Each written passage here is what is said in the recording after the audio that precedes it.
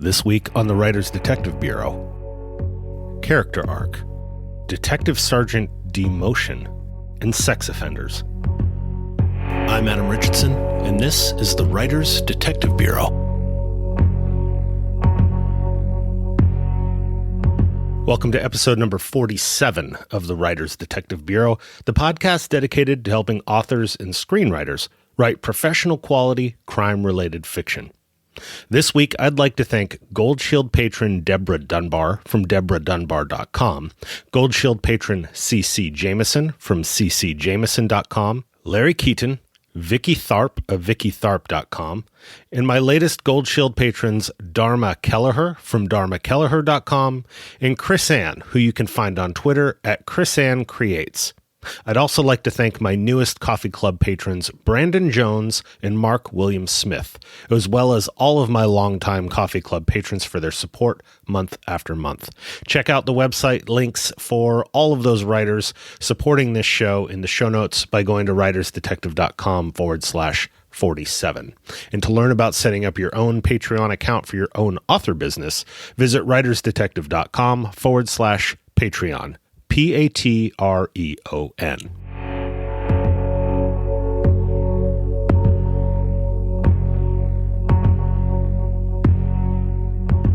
My good friend, Sergeant Patrick J. O'Donnell, has written a reference guide called Cops and Writers From the Academy to the Street, and it launches today. I'll put a link to it in the show notes at writersdetective.com/47. And the Sarge sent me an advance copy, and I can tell you that it is packed full of facts and firsthand accounts of police work that will definitely add authenticity to your writing. This is book 1 in his Cops and Writers series, and this one specifically covers the process of going from getting hired, going to the police academy, and then working patrol out on the street. This is part of every police officer and every police detective's backstory. So learning everything that your protagonist went through early in their career will give you insight into what made them uniquely them. In fact, when I saw Michael Connelly and Titus Welliver, the actor who plays Bosch, talk at the LA Times Festival of Books a few years ago, Michael Connelly talked about the problem he faced when, after writing Bosch, the Bosch of the books, not the TV show, because he introduced his protagonist, Harry Bosch, midway into his career. So we meet Bosch in the book The Black Echo, the first Bosch book, which was published in 1992. And with that, Harry's backstory includes having already been a tunnel rat in Vietnam, already having become an LAPD officer, and then being promoted to detective and working in the elite RHD, the Robbery Homicide Division of LAPD.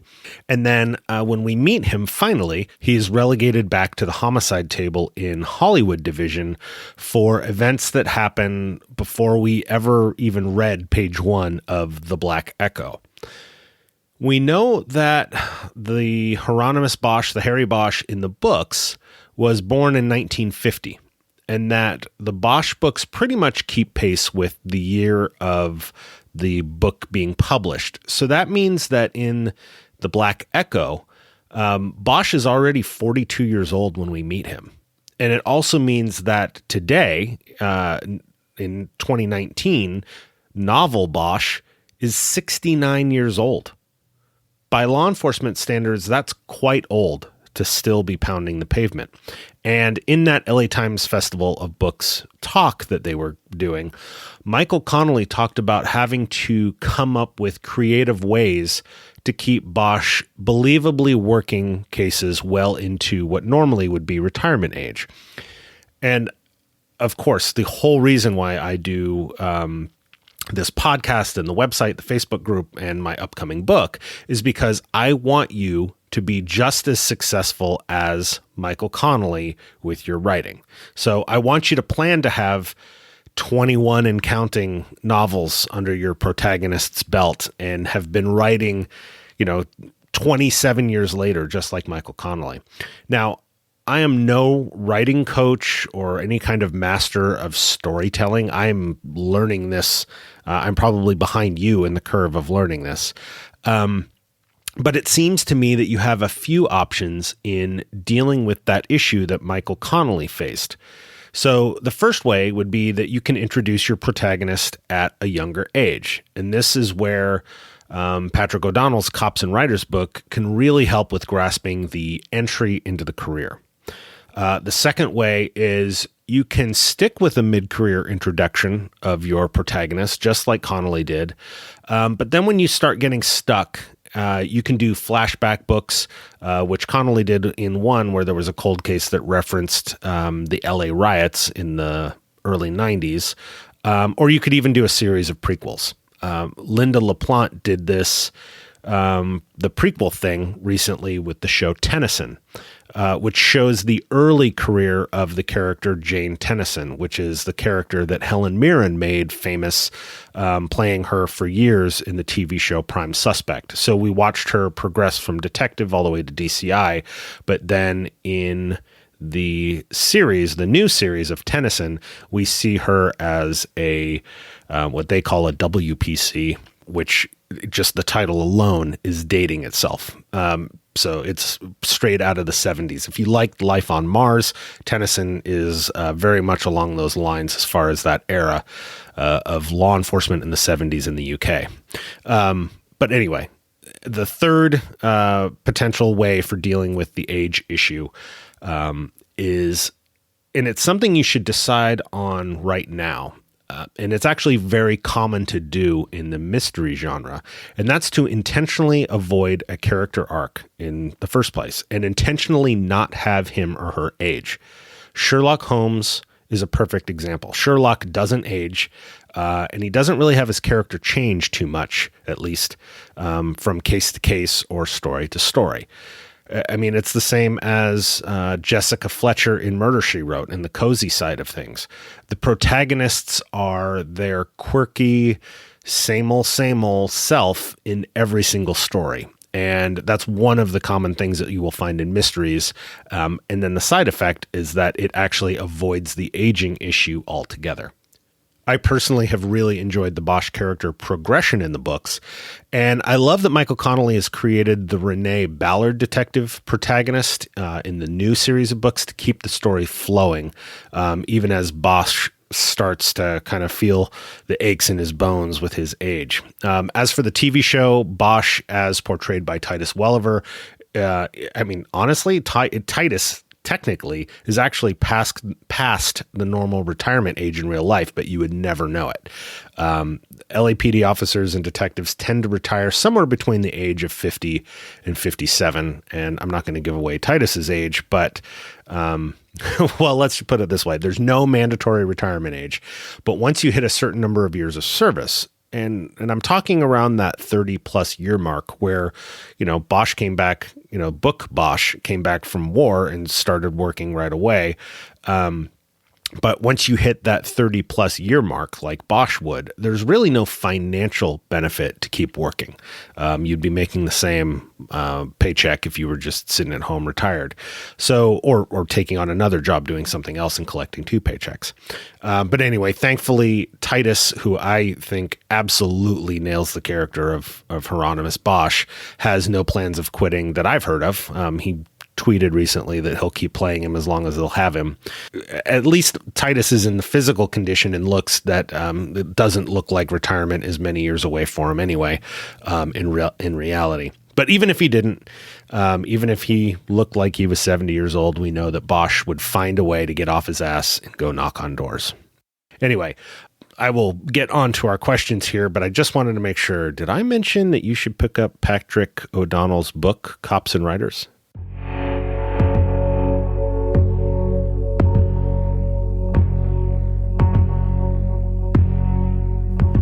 Craig Kingsman, author and badass patron of mine from craigkingsman.com, wrote, "You've talked more than once on the podcast about a sergeant being a supervisor position, and you wouldn't have a detective sergeant regularly investigating a case. But what if a detective gets promoted to sergeant, then a few years later decides he doesn't like being a supervisor, so goes back to detectiving? Does he lose his sergeant rank? And does he get a pay reduction?" Well, for most agencies, becoming a sergeant is a promotion where you would leave your current assignment, like being a detective, and go to a new assignment as a supervisor. This usually means going to patrol and being back in uniform, but now you're in charge of the officers that are working in your area. If you work for a sheriff's office, it's also possible that you may become a shift supervisor in the jail, if it's an agency where they use sheriff's deputies to staff the county jail. You're essentially now the rookie supervisor as the newly promoted sergeant. So all of the other sergeants in the department are now senior to you.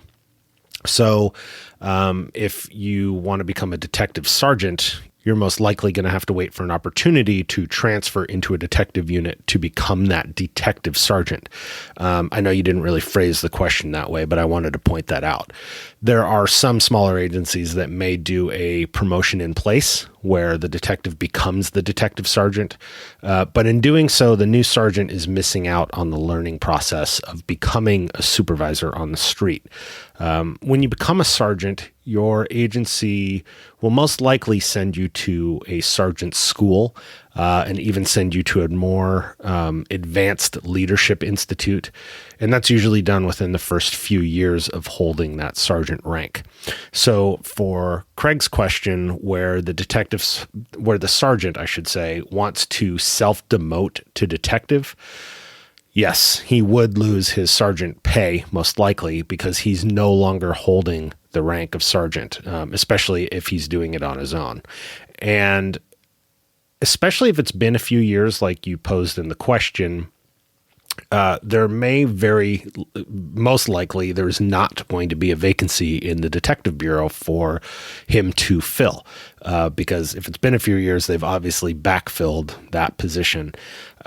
So he may have to work patrol or another assignment as a police officer or a corporal. A lot of times the detective position is either a corporal or a senior deputy, like a 2-stripe rank. Sometimes it's just an appointment. It's kind of 50-50 around the country as to whether it's an appointment or if it's an actual rank holding position. But regardless, he would most likely have to test to get that next available detective position again. The thing about police agencies is that there's always someone else that's eager to fill the detective position. The trope of God's gift to detective work that we, fall in love with these detectives in our literature and in our TV and movie shows, TV shows and movies, is that, that God's gift to detective work really isn't real life. I mean, sure, we have great detectives working for our departments, but there's always a replacement ready to take the next available slot. Of course, there's going to be training to be done and experience to be gained with anybody new, but training and gaining experience is the life cycle of the detective bureau. And sometimes the bureau is chock full of salty veterans. And then there's other times where that experience is completely decimated by promotions and retirements, and you have a detective bureau that is full of baby detectives that are relying heavily on an experienced detective sergeant. But eventually there's going to be an equilibrium of experience and talent that pulls you through from investigation to investigation. So they don't really hold these positions open because there's a lot of work to be done. And then the other thing, the one lesson that you as an author should learn, because it's something that a rookie police officer should learn. And I literally had my very first patrol sergeant teach me this. It's that you love your department more than the department loves you. And just like a police car that gets wrecked in the middle of the night, the very next morning, there's going to be a new one in its spot. And that is, unfortunately, the very truth of how people are, how police officers are, how detectives are. If one isn't there to do the job, they're going to fill it with another one. And that's just the business of keeping a police department going and still answering calls and still working cases. So we fall in love with, as a police detective, I love my department more than it loves me. But as a writer, we're in love with our darling detective and our darling agency more than the agency really loves the detective right back. So if you want your demoted detective sergeant, Craig, to go back into the detective bureau, you might create a situation in your story where the detective bureau needs his experience and expertise. But again, that puts him back in a leadership role, which is kind of what he was trying to escape in the first place, because, he's being brought in order to make up for this lack of experience. Now, the reality is that every cop is a leader. The rookie right out of the police academy handling a domestic violence call is a leader at the scene, even though they're, might be day one working on the street with their training officer. But that rookie is dictating what's happening. Who talks first, who sits where, who's going to jail. I mean, heck, the academy itself is all about testing your leadership ability. All that marching in formation, everyone getting a turn at leading the march. That isn't about moving a group all hut from one place to another. That's about developing leadership skills and trusting your partner to do what they're supposed to do. There is a big difference between being a leader and being a supervisor. Some supervisors have no leadership qualities at all. This is especially true in the private sector, and unfortunately, it's still true in law enforcement. As much as we are leaders in our own way, there are some that are just completely ineffective because they're motivated for the wrong reasons, or they just allow other people to take over. So, and this is especially true when you have a room full of alphas. When you have a room full of leaders that are not supervisors, it's very easy for the supervisor to step back and let, the leading subordinates do the heavy lifting when it comes to that. And that's a whole nother topic I could spend a whole other podcast about how that can, things can go awry. But anyway, there are a lot of leaders, there are a lot of leaders, ones that you might consider natural born leaders that have no supervision duties at all. I have personally led plenty of investigations as a teacher for both the state and at the college level. I have trained hundreds, if not thousands, of cops.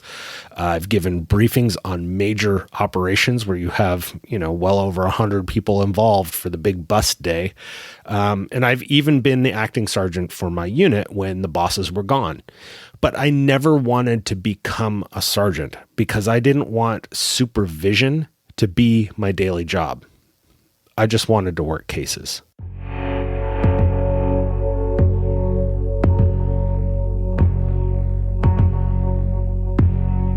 Timothy Fagan of timothyfagan.com writes, I love your podcasts, so helpful. Thanks, Tim. My new book centers on the kidnapping of a teenager on Cape Cod. One character is a registered level 3 sex offender. He was identified by police while he was watching outside the kidnapping crime scene hours later. What can the police do to investigate a suspect who is a registered sex offender and who is a recent parolee in Massachusetts, above and beyond what they can do to investigate any other person? Could the police use his status as a registered sex offender, or perhaps under his conditions of parole, require him to cooperate with an interview, such as providing an alibi, or for the police to search his home? Or would he have the usual rights to remain silent, to not have his house be searched without a warrant, etc.? Thank you, Adam, for any thoughts. Well, you're very welcome, Tim. The first thing to address here, and the first thing that would be applicable, is his parole status. Now, there is, to step back for a second, there is a significant difference between being on parole and being on probation. Parole means that you have been released from prison before the end of your normal sentence. Probation may be that you avoided jail time altogether, or it's jail versus prison, but parole means that you've been released from a state prison. Could be a federal prison. That's a whole other topic. For Massachusetts, we're going to go with most often the sex crimes are a state level charge. So in this case, we're going to talk about state parole. So, as I just said, state parole means that you've been released from prison before the end of your sentence. And in exchange for being released early, you agree to waive your Fourth Amendment rights when it comes to search and seizure. When you're in prison, you have no right to privacy, meaning the correctional officers can search you and your cell at any time. When you're on parole, you're still subject to those same terms. So if you don't want to have cops be able to search you at any time for any reason, then you can just sit in jail or sit in prison until your sentence is fulfilled. So being out on parole means that the police wouldn't necessarily need to get a search warrant to search this guy or his car or his residence. Now, there are various technicalities to this, but for the purposes of writing your story, this does give the police the ability to do more than a citizen that hasn't waived his or her Fourth Amendment rights, which is to be free from a warrantless search. So with obviously exceptions, but for the most part, when a parolee is being let out of prison early, they're saying that, yes, I consent to being searched any time of the day or night, with or without suspicion. In most cases, the parolee does, however, still have his Fifth Amendment right to remaining silent, usually. It really depends upon the specific parole terms that he agreed to when he was paroled. Some parole terms include verbiage in there to the effect of regularly meeting with their parole agent, allowing their parole agent to visit them. That could be at home, it might be at work, and to respond honestly to their parole agent's questions. So if the parolee invokes his Fifth Amendment right to be free from self-incrimination, he may technically be in violation of his parole terms if we're talking about that responding honestly to the parole agent's questions. And that could land him back in prison for a parole violation, technically speaking. Now, this is something that would likely be fought vigorously by the parolee's attorney if he ended up back in prison for invoking his constitutional right. But from a storytelling perspective, if you want to use this, your parolee might weigh the damage of not talking, of just using his Fifth Amendment, where he ends up doing somewhere between, it could be as little as 10 days in jail, like it is in California, up to, or, 1 year in prison, like most other states, for violating parole by refusing to talk to the parole officer. And that would be him weighing it versus talking himself into a new felony, in this case, potentially a kidnapping, and then spending the rest of his life in prison, assuming that the detectives can't prove the case if he keeps his mouth shut. Now, whether the terms say anything about talking to detectives versus talking to his parole agent, could be a deciding factor. And as the detective, if I knew that his parole terms included that having to respond honestly to the parole agent's questions, I would invite the parole agent into that interrogation to try to kind of force his hand into having to talk. Now, a couple other things to consider with regard to your story revolving around a sex registrant is that he's very likely wearing a GPS monitor because he's both a sex registrant, a level 3 sex registrant, and also on parole. And the GPS monitor would be like an anklet thing. It looks kind of like an old school pager attached to a, like about the width of a belt that goes around your ankle. And it's one where it alerts the authorities if it's being tampered with. And given that he's a level 3 sex offender, the local police department will likely have already actively notified the community of his presence, of him being paroled into the community. Tim, since your story is set in Massachusetts, I've included a link to the levels of sex offenders page from mass.gov in the show notes, which is writersdetective.com/47. And for the benefit of everyone listening, here is a brief rundown of the sex offender classification levels that Tim's referring to in Massachusetts. So level 1 is a low risk of reoffending and poses low risk of danger to the public. These are the folks that are sex registrants, but the public won't see them on the sex offender database. Only the authorities can see that they're listed. These are usually the ones that were convicted of crimes like indecent exposure, or what we more commonly refer to as a weenie wagger. But essentially, they're crimes that did not involve touching anyone else. Level 2 sex offenders have a moderate risk of reoffending and pose a moderate degree of danger to the public. The weird thing about this level is that the public can see level 2 sex offenders via internet access if their conviction was after July 2013.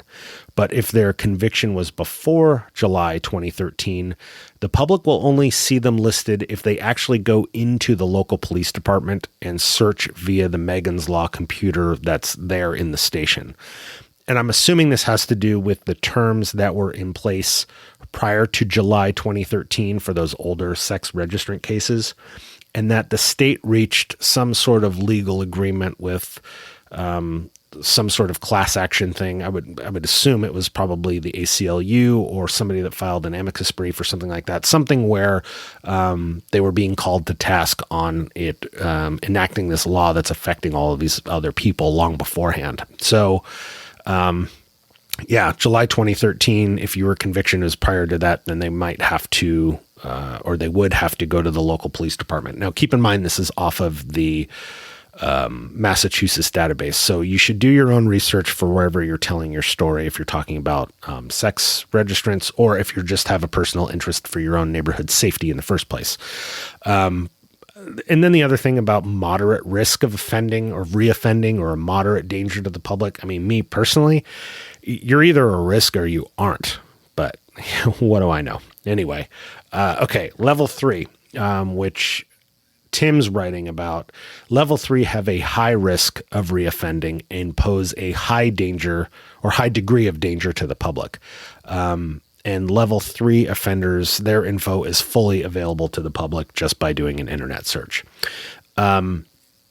If you happen to be writing about crazy ass California, where I am, Senate Bill 384 is going to change the sex offender reporting rules beginning January 1st, 2021. And starting in 2021, we will be going to a 3-tiered sex offender registry, where Tier 1 registrants remain on the sex offender registry for 10 years. Tier 2 is 20 years, and Tier 3 is a lifetime registration requirement. To the best of my knowledge, currently everyone is a lifetime registrant in California. And as much as I would love to go off on a rant about this, I'm just going to keep my opinion to myself on this one. Not that it really matters, because we let everyone out of prison in this state anyway. Okay, I will put links to the mass.gov and ca.gov sex offender registrant info pages in the show notes, along with a link to an article on prisonlaw.com covering sex offenders being released on parole with regard to their registration requirements, the GPS tracking, the residency requirements, and public notice requirements. So you can find all of those at writersdetective.com/47. All right, that's about it for the time that we have this week. Make sure you check out Patrick O'Donnell's book, Cops and Writers. It is on sale today. So thank you so much for listening. Make sure you hit that subscribe button to get every episode of the Writers Detective Bureau podcast automatically. So if you enjoyed the episode, please leave me a review. And if you didn't, please share it with somebody who might actually leave me a positive review. I'm just kidding about that. This podcast is created for you, so don't be shy. Send me your crime fiction questions, just like Tim and Craig did, by going to writersdetective.com/podcast. Thanks again for listening. Have a great week and write well.